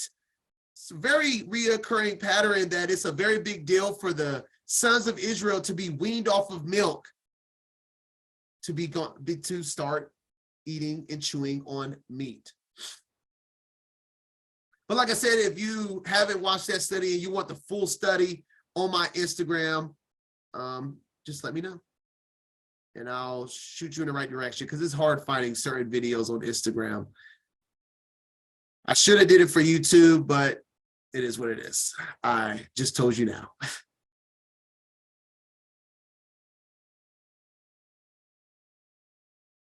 The 3 feast days was written is unleavened bread, Shavuot, and Tabernacles. And it's literally written in that chapter.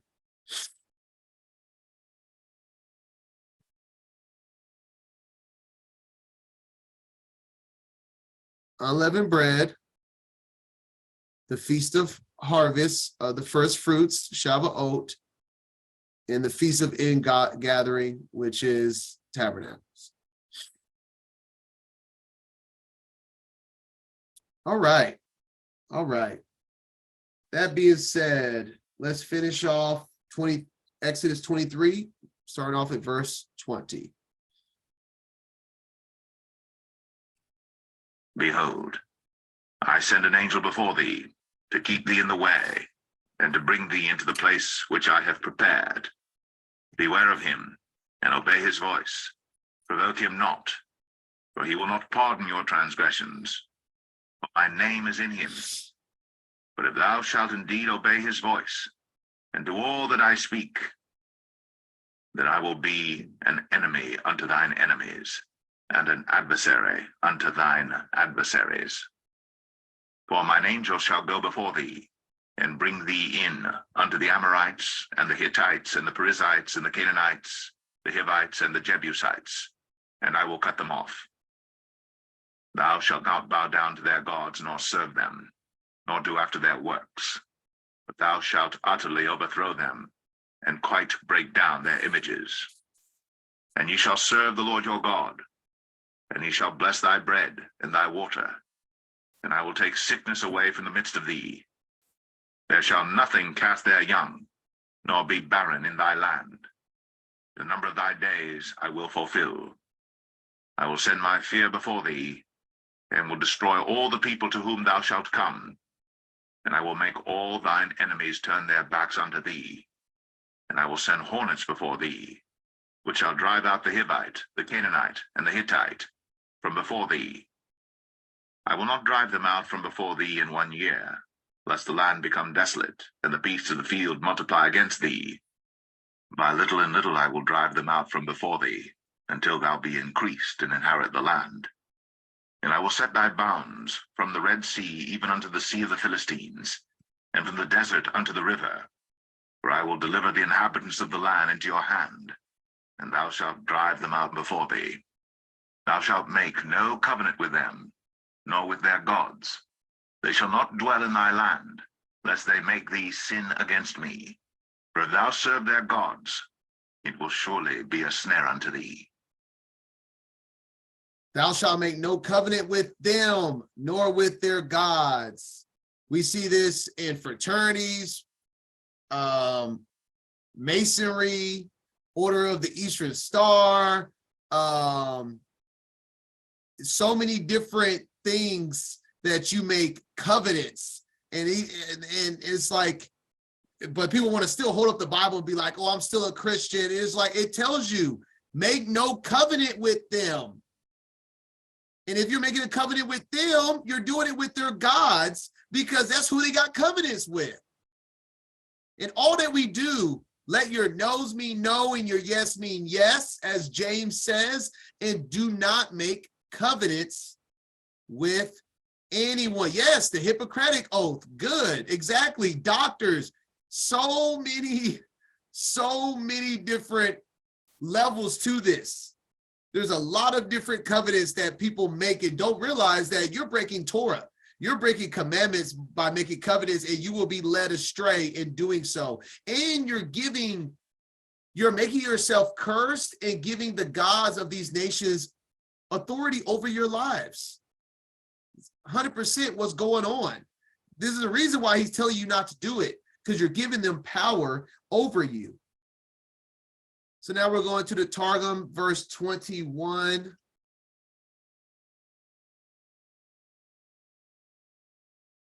Be circumspect before him. This is talking about the angel. I will send an angel. We know what angel that is. People don't, I see people get upset. I'm like, Messiah is not an angel. Guys, all the sons of God, all the sons of Hayah are angels. Like, an angel is not even a correct English translation. You know the correct English translation for an angel would be a messenger. Messenger. You're telling me Messiah isn't the messenger of the Most High? He isn't the one that is holding the word? How you're saying that Messiah isn't the messenger when he's the word, and the word is a message to his people? So the angel, he literally calls him an angel right here.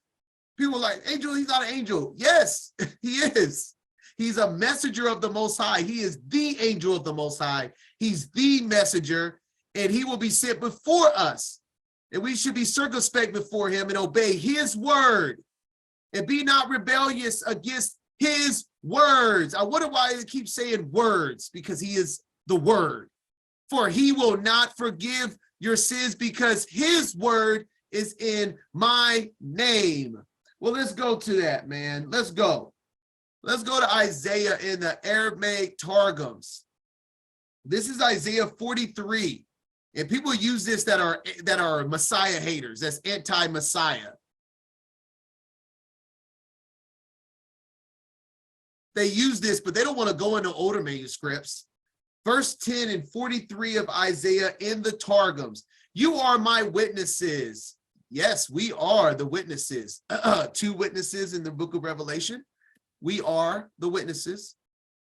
Says Haya, my servant, the Messiah, in whom is my delight, in order that you may know and that you may believe in me and understand that I am he who was from the beginning. Yea, ages after ages are mine, and beside me there is no Elohim. There is no Elohim beside him. But he's obviously talking about the other gods, the other sons of God that are angels. When he tells us, that's what he says in the other chapter, chapter 21, he says, do not, chapter 20, verse 23, he says, do not worship any other angels. He's not talking about Messiah. Him and Messiah are one, as we're going to read. Even I, Haya, and beside me there is no Savior, because he is the Savior. And what did we just read?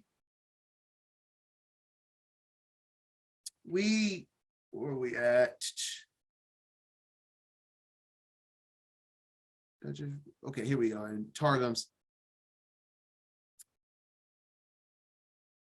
That he will send an angel before thee, and to keep thy way, and because his word is in my name.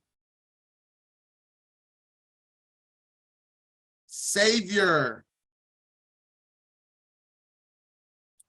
Matthew 1:21. And she shall bring forth a son, thou shalt call his name Yasha, because for he shall save. Yasha means Savior. For he shall save his people from their sins. because his word is in my name, and I am the Savior, and there is no other Savior beside me, because I and my Father are one. And this thing could be confusing to folks, and that's kind of the entire point, to be honest. The confusion is for those that lack faith and refuse to believe in the Messiah, even though he straight up tells us,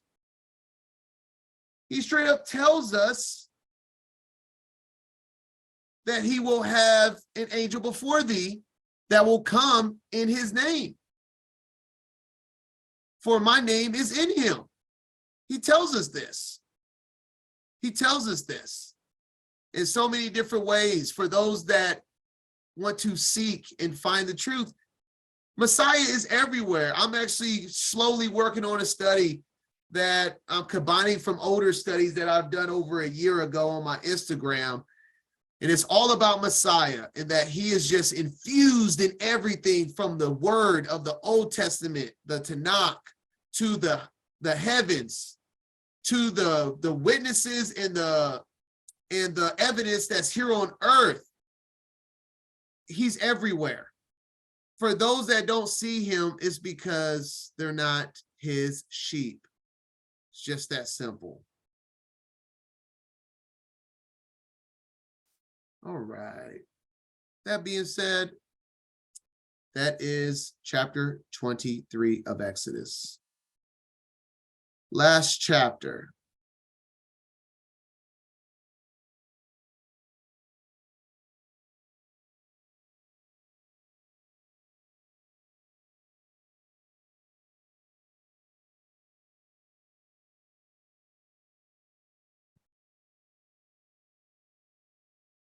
All right, we're going to read the whole chapter. It's only 18 verses, so 1 through 18. Exodus 24. And he said unto Moses, Come up unto the Lord, thou and Aaron, Nadab and Abihu, and 70 of the elders of Israel, and worship ye afar off. And Moses alone shall come near the Lord, but they shall not come nigh, neither shall the people go up with him. And Moses came, and told the people all the words of the Lord, and all the judgments, and all the people answered with one voice, and said, All the words which the Lord hath said will we do. And Moses wrote all the words of the Lord, and rose up early in the morning, and builded an altar under the hill, and 12 pillars according to the 12 tribes of Israel. And he sent young men of the children of Israel, which offered burnt offerings, and sacrificed peace offerings of oxen unto the Lord. And Moses took half of the blood, and put it in basins, and half of the blood he sprinkled on the altar. And he took the book of the covenant, and read in the audience of the people, and they said, All that the Lord hath said will we do, and be obedient. And Moses took the blood, and sprinkled it on the people, and said, Behold, the blood of the covenant which the Lord hath made with you concerning all these words. Then went up Moses and Aaron, Nadab and Abihu, and 70 of the elders of Israel. And they saw the God of Israel. And there was under his feet, as it were, a paved work of a sapphire stone, and as it were the body of heaven in his clearness. And upon the nobles of the children of Israel he laid not his hand. Also they saw God, and did eat and drink. And the Lord said unto Moses, Come up to me into the mount, and be there. And I will give thee tables of stone, and a law and commandments which I have written, that thou mayest teach them. And Moses rose up, and his minister Joshua. And Moses went up into the mount of God. And he said unto the elders, Tarry ye here for us, until we come again unto you. And behold, Aaron and Hur are with you. If any man have any matters to do, let him come unto them. And Moses went up into the mount, and a cloud covered the mount. And the glory of the Lord abode upon Mount Sinai, and the cloud covered it 6 days. And the 7th day he called unto Moses out of the midst of the cloud. And the sight of the glory of the Lord was like devouring fire on the top of the mount in the eyes of the children of Israel. And Moses went into the midst of the cloud, and gat him up into the mount. And Moses was in the mount, 40 days and 40 nights. All right. Yes, we see the idea of the covering too. Like, who is our cover? Messiah is our cover. Who is the glory? And who is the angel of the Most High that's there with the word? The Messiah. So it's like, yeah, it's all there, right? And so we have the title here, the covenant confirmed. Do we understand that it wasn't until after all of these other commandments on how to treat your neighbor and all of that, they said, do not worship the heavens and do not make idols of silver and gold, that all of that happened before they went up. Moses went up for 40 days and 40 nights. That's really important because of the golden calf. So they were judged righteously, is my point when we get there. I'm just setting the scene that all of the people there in unison, like a wedding, because this is a wedding covenant right here. And Moses came and told the people all the words of the Most High and all the judgments, and all the people answered with one voice and said, all the words which the Most High said we will do. Every single person understood and said that they would do it. A lot of people just think the 10 Commandments, and honestly, when you hear the story, you just think they get to Mount Sinai, Moses goes up, get the 10 Commandments, and then he comes down and they're sinning. No, all of this was said before Moses went up. So understand that. All right, let me see.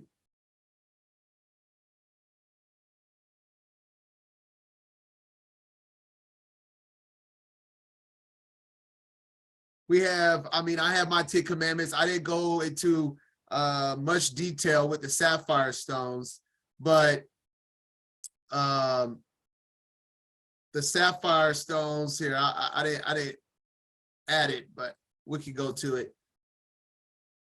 We see the sapphire throne, which is where the 10 Commandments was given and whatnot, is all throughout scripture. Let's go to Ezekiel first. It literally tells us, above the firmament that was over their heads was the likeness of a throne as the appearance of a sapphire stone. And this sapphire stone is like, people think it's a bluish, but it's more of a purplish indigo sapphire blue, which is, shoot, I'll show my tassels, because we later on have the commandment for tassels.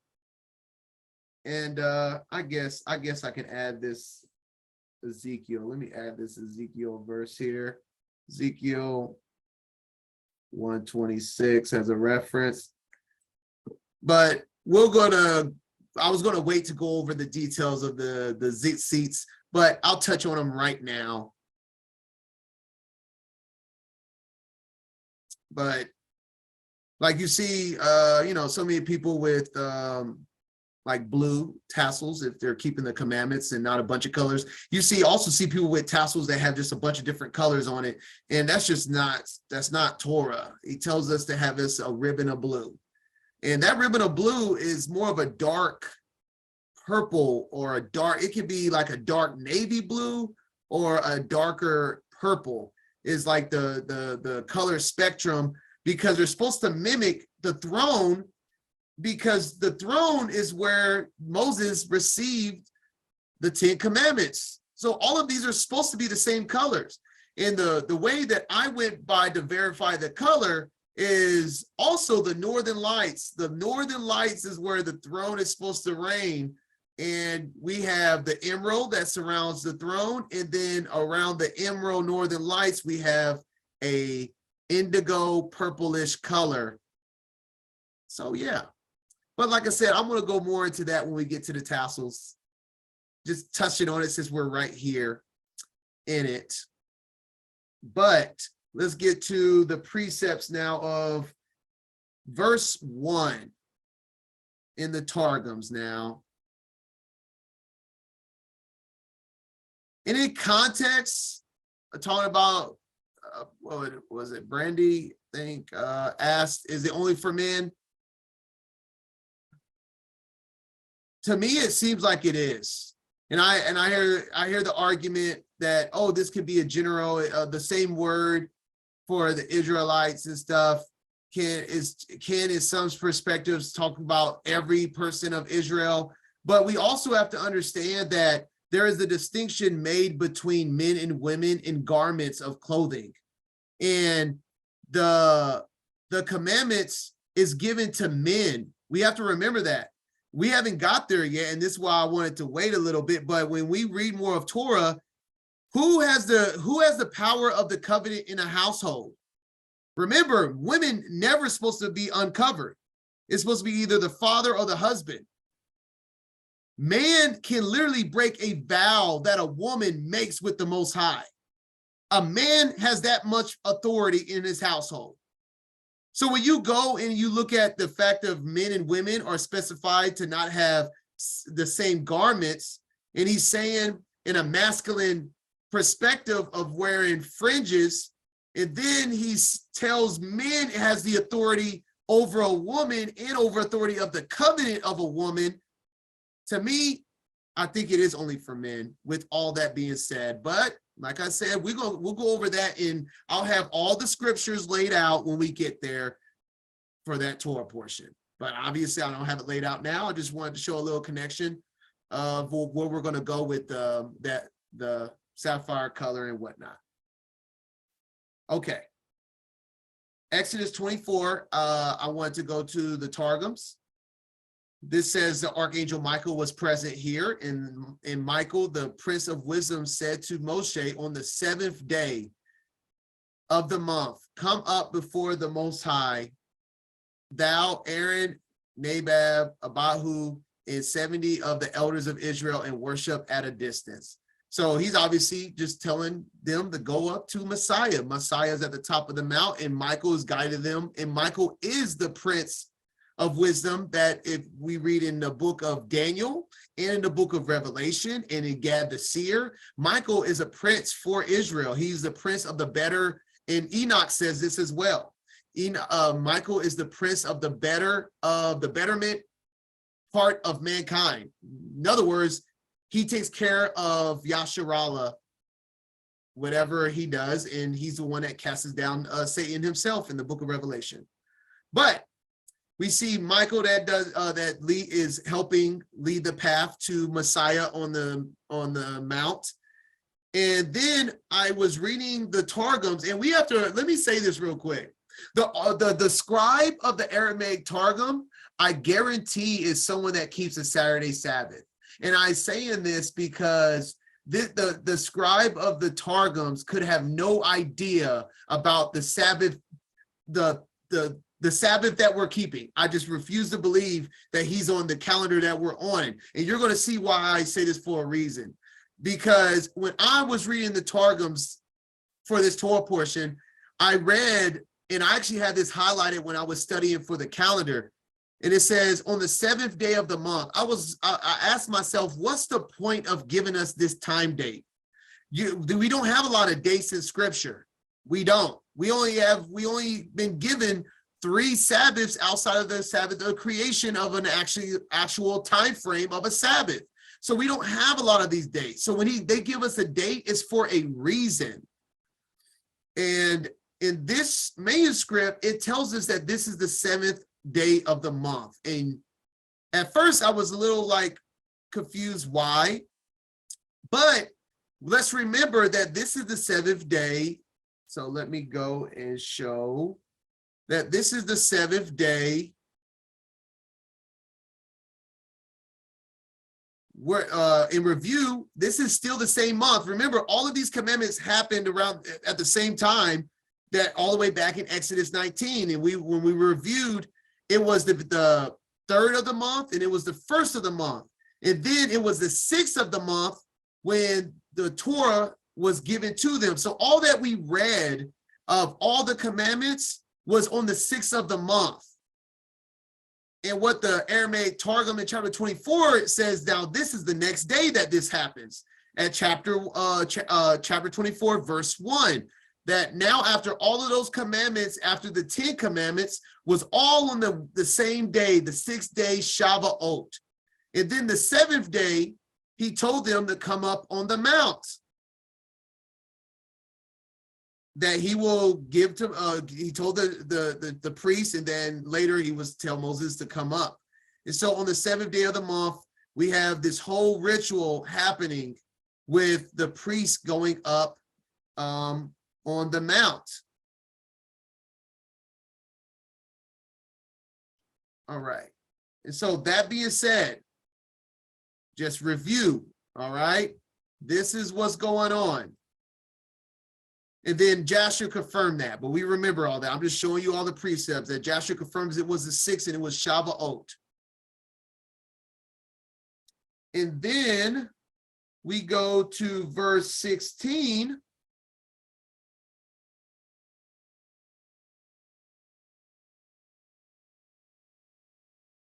Of the same chapter, in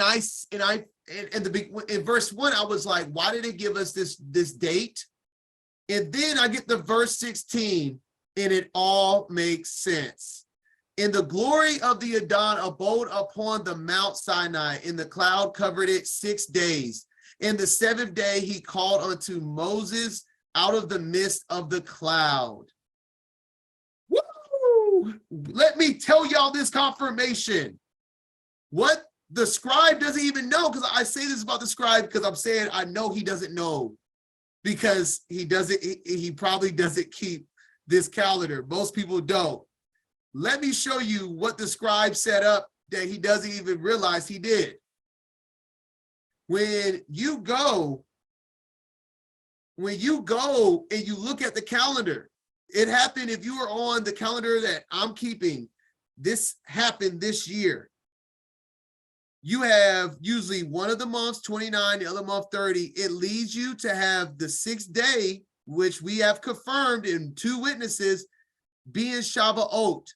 The next day would be Shabbat, the 7th, which is why it specifies. And even look on verse 11, and this could be in any manuscript. In verse 11, and upon the nobles of the children of Israel, he laid not his hand. Also they saw Elohim and did eat and drink, as you would do on a Shabbat. So it's showing us that the 7th was a Shabbat. And then, so verse 24, verse 1 in the Targums tells us that it was a Shabbat, and they did eat, and then they did drink. And then we get to the end of the chapter of verse 16, after the day, and he says that it would rest it would be covered 6 days, and on the 7th day he will call up to Moses. It's another confirmation of the 7th day Sabbath pattern.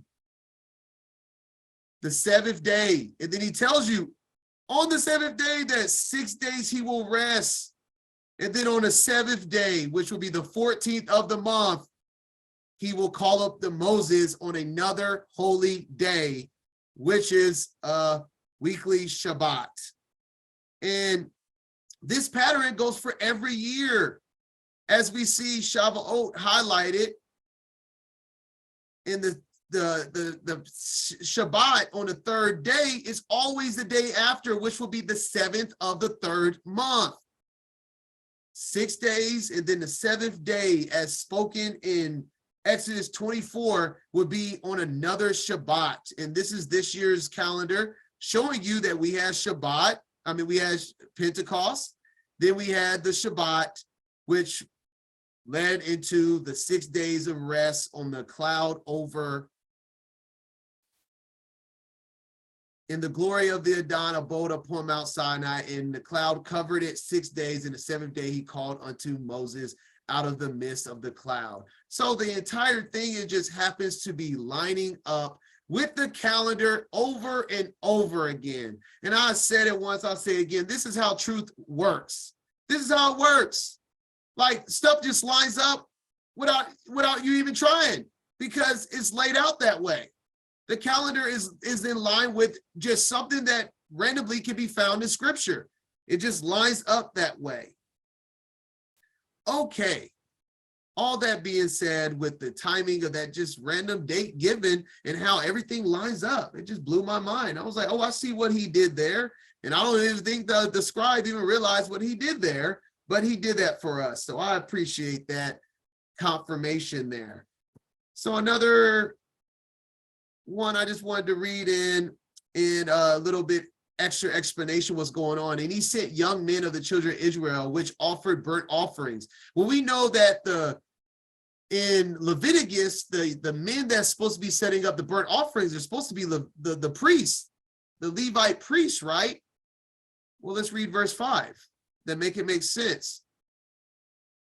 And he sent the firstborn of the sons of Israel, for until that hour had the firstborn had the office of performing worship, the tabernacle of ordinances, not as yet being made, nor the priesthood given unto Aaron. And they offered burnt offerings and consecrated oblations of oxen before the Most High. So just cool information that they specified that it was just young men doing it because the priesthood has not yet been established, which will be the ones obviously ordaining them. And we see that that's kind of what's happening right now, even though it hasn't been established yet. But in this very chapter, he's calling the elders and the priest of Aaron in this very chapter, but they haven't been established with law and order for that process. And then closing out the chapter, didn't really read any Jasher, so I will fit it in verse 8 and 9. And the glory of the Most High rested upon Mount Sinai, and he called to Moses, and Moses came in the midst of the cloud and ascended the mountain. And Moses was upon the mount 40 days and 40 nights. He ate no bread nor drank no water. And the Most High instructed him in the statutes and judgments in order to teach the children of Yasharallah. And that will complete week 17. A little bit different with all the commandments, but buckle up. We're about to have much more of that next week. A lot more of that. And actually next week is going to be focusing a lot on the priesthood and everything that goes along with it, which we were just talking about how it wasn't established yet. Well, next week is when they become established, and the separation of the priests and the ordinances of such. So that is all. Shabbat Shalom. I pray this study was a blessing. I hope to see you in week 18 of this Torah portion.